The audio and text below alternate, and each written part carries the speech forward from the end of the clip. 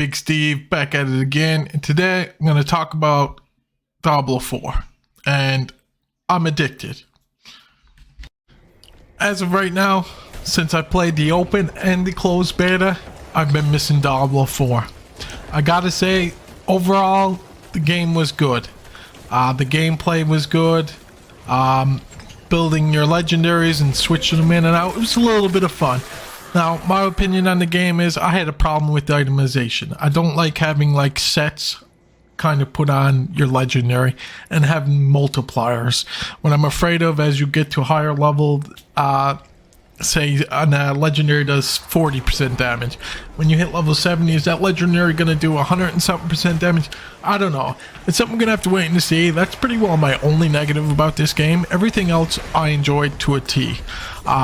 Doing the dungeons was fun, having to go do those little things. I wasn't like most people. I didn't miss things. It usually showed you the one route you had to go. You had your two things here. You go right, you get your box, you drop it off. You go left, you get your box, you drop it off. It was pretty simple overall, but I see a lot of people talking negative about it and just kind of jumping on the bandwagon, so everybody's talking negative about the game. As I've said before, there's not many ARPGs out there like this. And what I'm talking about is free to play and not a mobile game. I've done research. I've been looking for a good ARPG to play that is definitely free to play and not a mobile game. There's not many out there. So I'm looking forward to Diablo 4.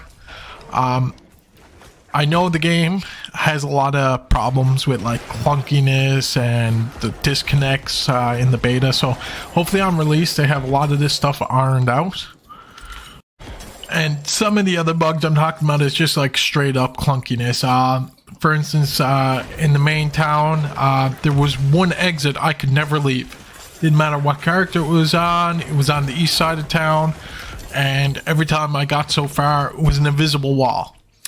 I did make a ticket on it for feedback. Even in some of the dungeons, there was, say you were in between a pillar, there was also invisible walls. Just little things like that. And almost every game that comes out now has problems and need to be fixed when they're released. There's not many games that come out that's done, fully polished, good to go. Doesn't really happen anymore. I believe when the game first comes out, we're going to be kind of beta testing again before they release season 1. So we're going to have to wait and see what happens there. Now they are talking about releasing raids for the game. Personally, I like the idea. I think it adds more end game content. Now they should make it easy to access for everybody.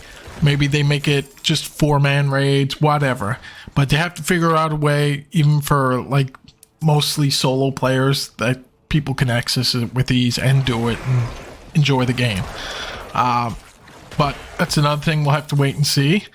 I did have problems with talents originally. I feel like there wasn't enough talents. Now, we haven't seen the Paragon boards. I've seen pictures of stuff, but we'll have to wait and see what the actual finished product of the Paragon boards are.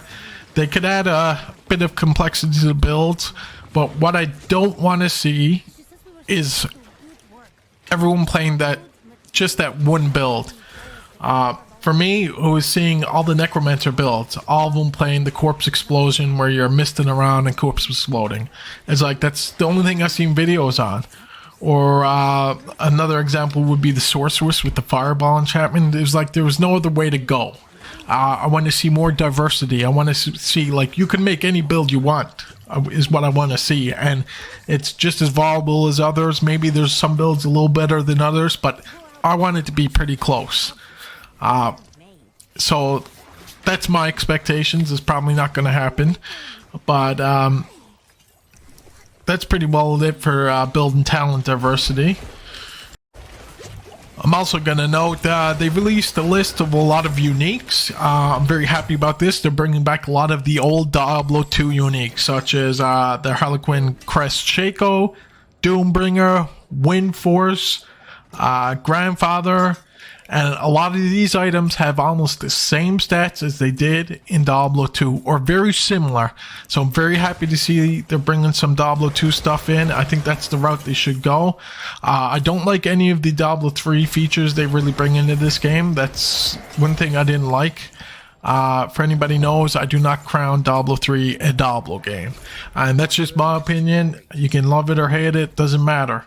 Another thing I'm going to talk about is this game was made as a co-op game. So for those people that want a single player game or an offline mode, I'm 99.9% sure that's not going to happen. That was not their intention when they were making this game.